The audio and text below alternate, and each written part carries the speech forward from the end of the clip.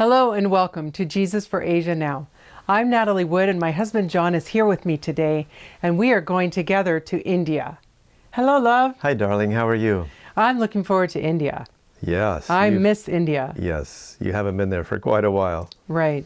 And we're going together today to where in India? Well, this is up in the northeast part of India. You know how India is kind of like a diamond or, shaped like a cone. And then on the eastern side, it cruises way up over Bangladesh and then touches Myanmar, or what used to be called Burma, on the far east. Okay. And this state is Manipur, down in the lower section of the farthest eastern part of India. As we zoom in, we can see that Manipur is very mountainous, except for a flat plain in the center with a lake. And if you look real close, just to the left of that brownish area, there's like a brown dot up in the mountains. We're going to zoom into that brown dot and you'll see Kapam Valley. Keep zooming in. And this is the valley itself. And over on the right-hand side, if you zoom in again, you'll see that's the school we're going to today. So how did we find out about this school and how did Jesus for Asia get involved? Well, our good friends Dennis and Judy Skandunas have been traveling to Asia for many years now. They were going to like a Maranatha build or something, and there was a young man that they ended up talking to. He's from Nepal, and they ended up sponsoring him through college, through Spicer University. Okay. And he found this school way over in Manipur, maybe on one of his mission trips or something, and he fell in love with the school. He saw this school really needed help. It was a worthy cause. So he stayed there. Okay. And he took on this project all on his own. Wow. And the school is remarkable because it had been in service for almost 50 years. There's three Adventist churches around that area, and all the elders from those churches had gotten together and says, we need a school to educate our kids. Wow. But over the years, there's been several schools developed by other denominations that are very well funded. They've got massive buildings, they've got buses to bus the children, they've got computer labs and all this kind of stuff. And this little school was just barely making it on its own. So Dennis and Judy went to visit him at that school, and they stayed there for a long time, and he kept telling us how amazing the school was and how needy it was, and it was just so close to his heart. We see schools as long-term evangelism. Right. Because you come in and do an evangelistic series and it gives a lot of information, but it doesn't have like a lifestyle change environment. Right. A school gives an environment in which the kids can change over the course of many years. Right. And so we started praying and thinking about it and helping it here and there. And so since people were already donating for the school, Dennis and Judy were sharing about the school. They shared about it at Faith Camp. We decided to make it an official project at Jesus for Asia so people can donate directly to the Manipur school through JFA. Yeah, and so we just recently sent our video team over there. Right. And this is the video that they came back with. Okay. Actually, I came for my vacation. But when I came for my vacation, I see the school, which has been established in 1972. But seeing the school condition, I was just wondering, because knowing that Seventh-day Adventist is not a small organization or a church, and having a Seventh-day Adventist school in such kind of condition, I was feeling really pity. So I thought, if we can do something.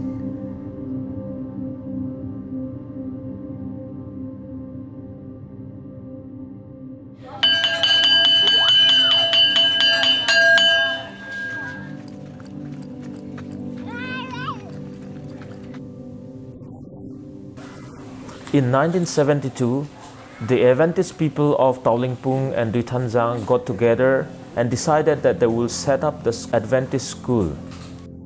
The school has suffered a lot in the past. There were moments of tears and heartache. Initially, the school did not have a tin roof, and the walls were made of bamboo and thatched roof.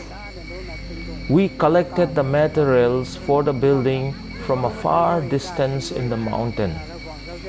The hope of having a good building in the future motivated us to work for the school relentlessly. We prayed in our family, churches, and the school committee get together and prayed that God will provide the help needed for the school in the near future. But sadly, most of the pioneers who worked together with me, around 20 of them, had passed away. And since then, we were so worried that the school would not continue to go on, since our elders and the pioneers have gone and passed away.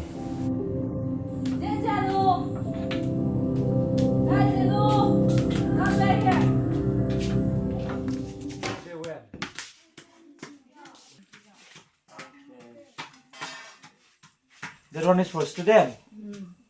We'll open this. I happened to come in this place, and then actually I came for my vacation. But when I came for my vacation, I see the school, which has been established in 1972. But seeing the school condition, I was just wondering because the roof, when it was raining, was dropping the rain drops of water inside the classrooms, and there were no proper concrete floor, so it was fully muddy. And when the children walk in, it was like their shoes were quite thick, you know. And then that was another challenging. And the walls were made of bamboo, so when the wind and storm comes, children were very frightened. So those were the conditions. Knowing that Seventh-day Adventist is not a small organization or a church, and having a Seventh-day Adventist school in such kind of condition, I was feeling really pity. So I thought, if we can do something. So that's how I landed out here. May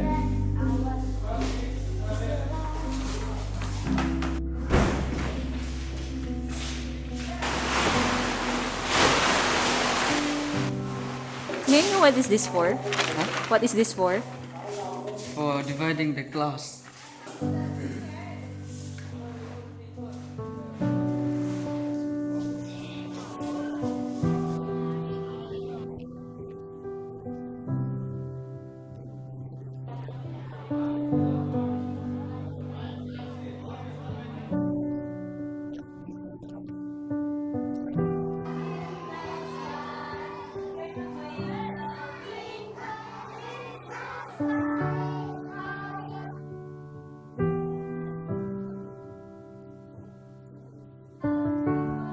The facilities, I should say, we are way behind. They have a classrooms, but the lower class, they don't have a proper classrooms. They have a classroom which is clustered and compact, and no proper place for washing hands, no proper place for hygiene practices.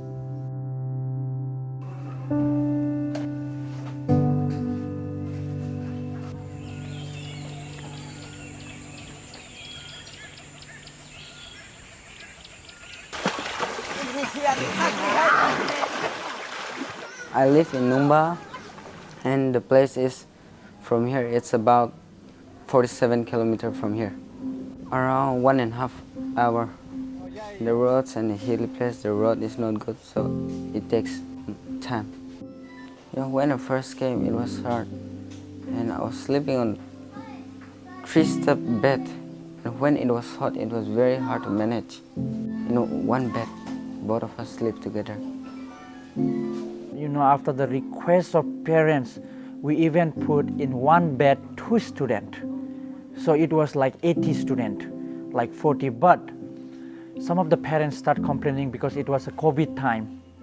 You know, the whole world is asking us to maintain distance, and whereas we make them sleep together. And you know, there was a crisis. So the 80, we have to put it down into 40 again. So that was another big challenge that we had. So if that moment, if we had enough room, I think all the 80 could have been here.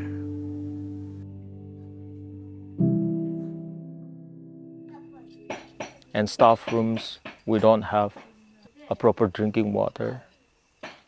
We have to carry our own bottle, which will finish in hot days. It's not enough. When there is electricity, we pump water from the river, the same river where we take bath. And if there is no electricity, we request all the 40 students to go with each bucket, and then they carry one bucket and they drop into it. And this water we try as much as to boil. We use firewood here and we try to boil and give them the water. So that's the only option we are doing. The water is not clean. We used to drink when it's sunny, when we get thirsty. Nobody cares that when the water is there, we just drink it, whether pure, whether not pure. So because of that, some of the students get sick.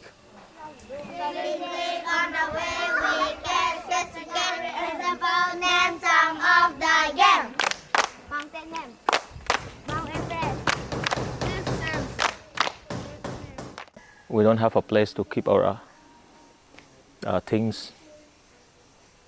Teacher's room. It keeps on shifting from one place to another place depending on the situation.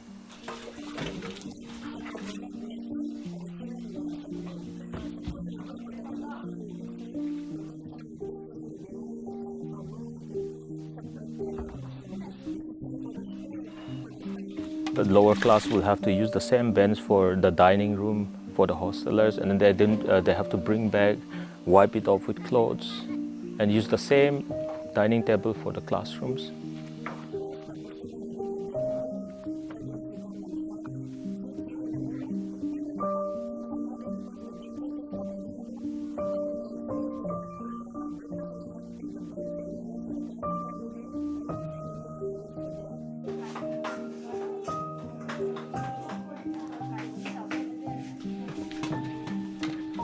This is our hostel cafeteria for both boys and girls, which we use as our girls' veranda as a cafeteria. And to sit and eat, it's not really a normal out here.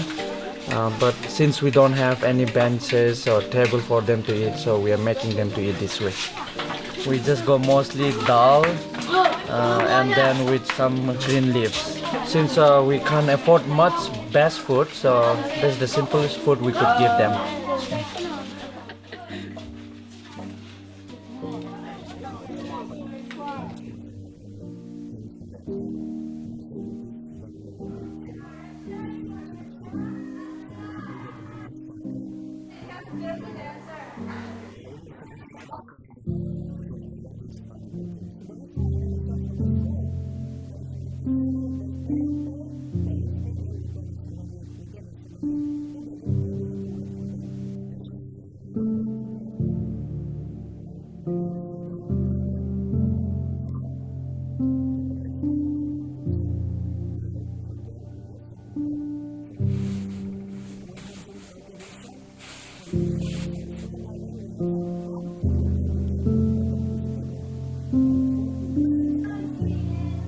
Of course, we are getting a lot of pay outside of Manipur, outside different places. But here, I'm getting just a small amount, which is 6,000 to 7,000 maybe. We have a better opportunity even till now and then, like calling from different places. We need a music teacher, we're going to pay you 50,000 in a month. And all those offers are there, but I have a duty which I should do for our own church and for our own people and for my own people.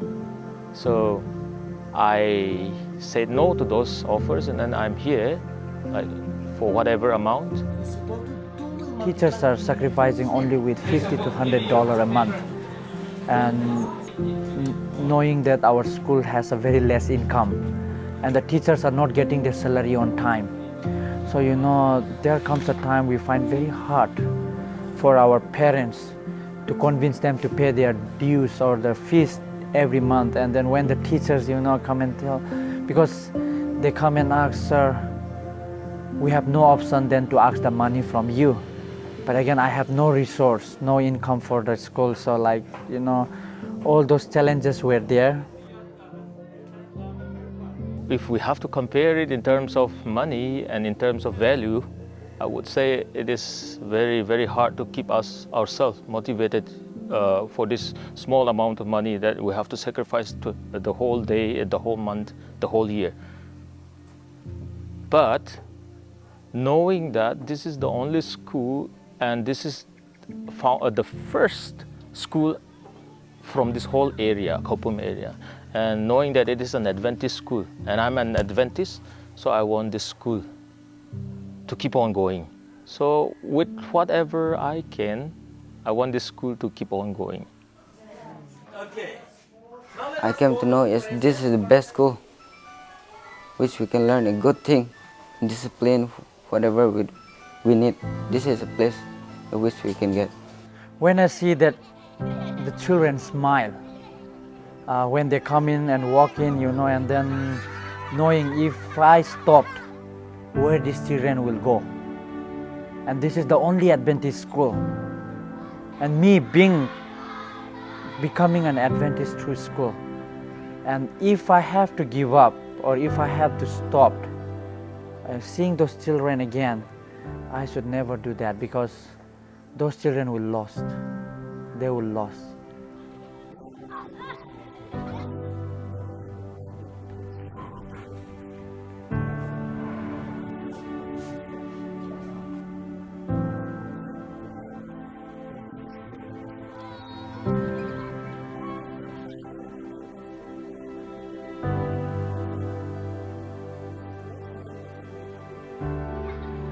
I want all the children to be successful.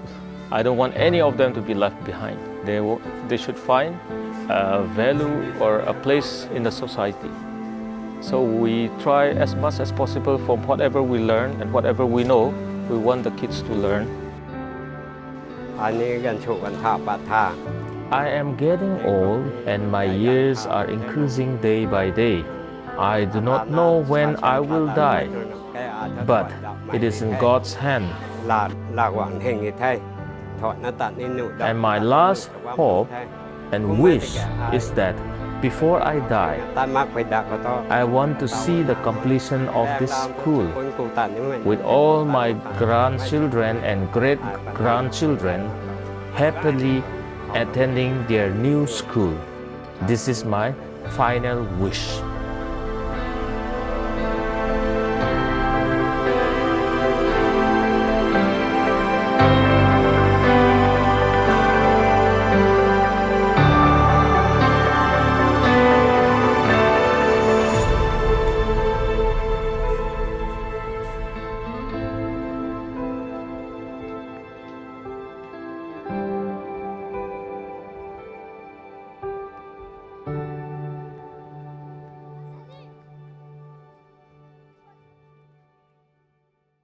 What do you think we should do? Keep going. So they have finished 2 of the classrooms that they were talking about. Yes. And they're working on 4 more. Pasang's vision is to have a large building that's like 28 classrooms. Right. With teachers' lounges and offices and computer labs and all the rest. He wants a full-blown school, similar to the other ones that are in the area. Somebody donated some funds and we started building 2. And they've got those 2 done, and we've got another 4 in process, because that's the first floor of 1 wing. Okay. With a hallway in between 2 wings, and then go up like 5 floors. Okay. So we've got pictures of them building. This is one of the first classrooms that they have. Look at the difference between that and where they've been. Yeah. To build these buildings, it's not just hired construction workers. When the funds are really lacking and they want to move forward, because this foundation was sitting waiting to be built for months and months and months. And so the kids got out there and they started doing what they could do, digging and leveling and breaking up rock and putting that in there. Yeah. And then when the funds came, they bought cement. Now the cement, the wood, all these things, it has to be hauled for like 3 hours up really steep mountains and down in steep ravines. And so it's not an easy task when we say, hey, can you just pick up a load of cement? It's not the little cement truck that comes out, or the big cement truck? No. They bring the sand and they bring the gravel and the cement, and they have a mixer there, but it's the kids. Yeah, the mixer. I love that. It says Jesus for Asia on the side. Yeah, that's one of the because he bought first it things. with donations. Yeah, we've got a little quick video that Pasang took on his phone. This is a shot of the work on the ground. This is taken from the roof of the first floor. You can just see they're all actively busy together and moving sand from one spot to the next and carrying buckets of stuff away. And there he's making cement and dumping the cement out on the ground, and then they'll come with the buckets and pick that up and carry it to the top of the building. And the next video we have, Pasang is going down. They built a bamboo ramp up to the top of the building because they have to put the roof in. Okay, the roof for the first floor, which is the floor for the second floor. So this is how the school's getting built. Awesome. You can see all those bamboo posts holding up the frames to pour the cement in. Okay. Everything is completely manual. You know, the fact that it was started by the elders, you know, they were significantly younger 50 years ago when they started this school. Yeah. You know, and the one man was saying, you know, at least 20 have died. Yeah. It's just like, oh man, you know, and they never got to see the school become what they dreamed it could be. Right. And, you know, the fact that some of the parents that live right there send their kids to other schools because they have better opportunities. It's really sad. But then the one young man was saying he came here because he heard it was a good school. He could get what he needed. Yeah. I think God is blessing in spite of the circumstances. Right. People know that the school has better quality as far as character development. And so people do come to the school for those reasons, but it's limited. They're turning away kids that want to come to the school and are not able to. Yeah. They don't have enough classrooms. They don't have enough dormitory rooms. They just don't have enough facilities. They didn't have a cafeteria room. Yeah.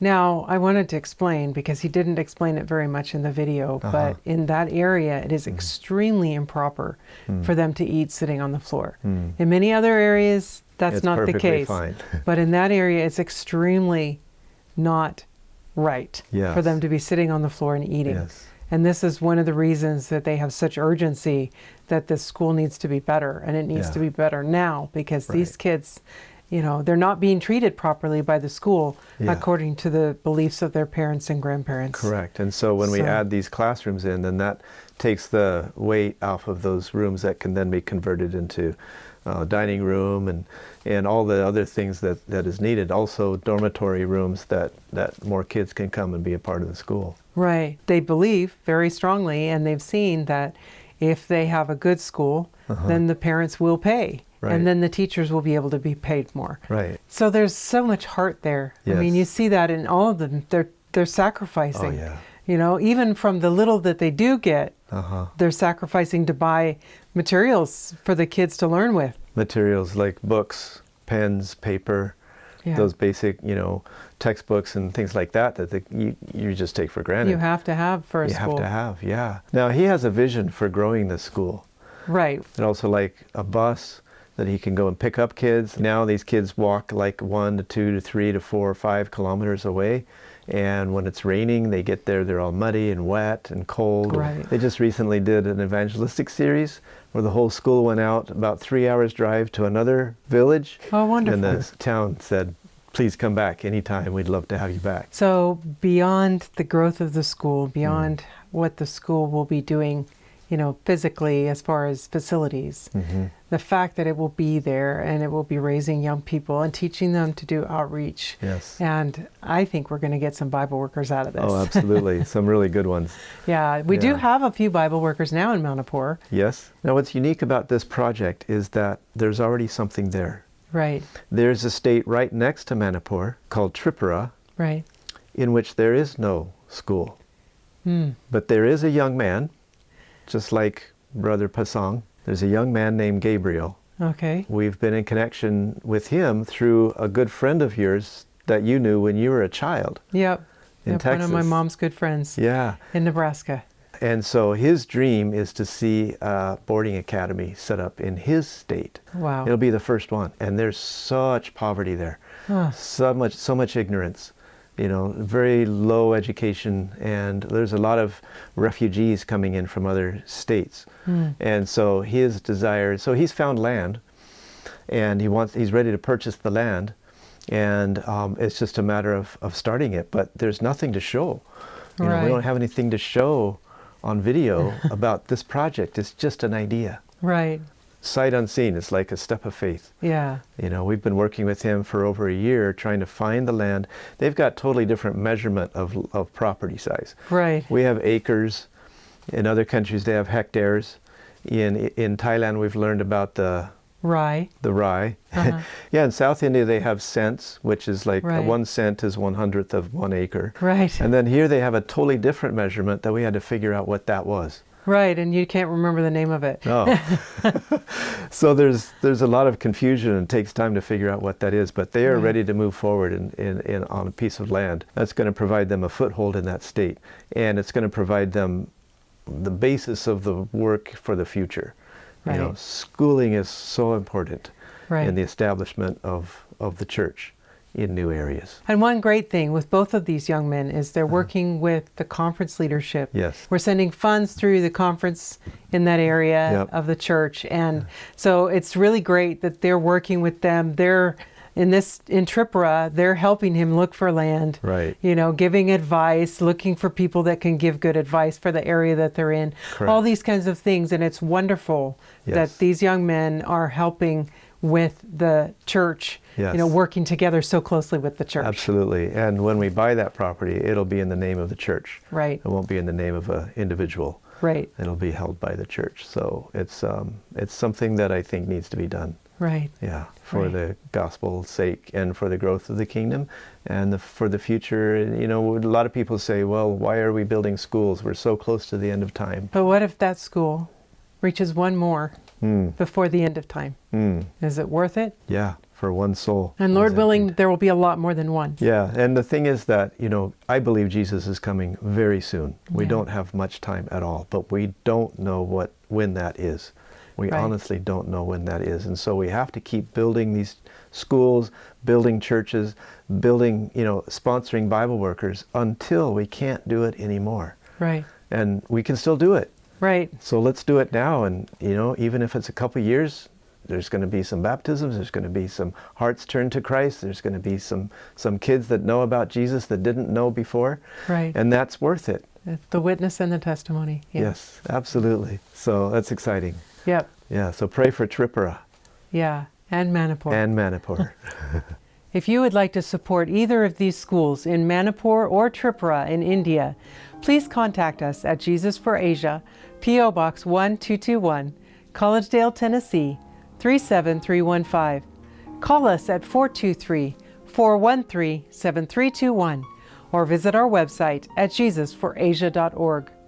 May God richly bless you until we see you next time on Jesus for Asia Now.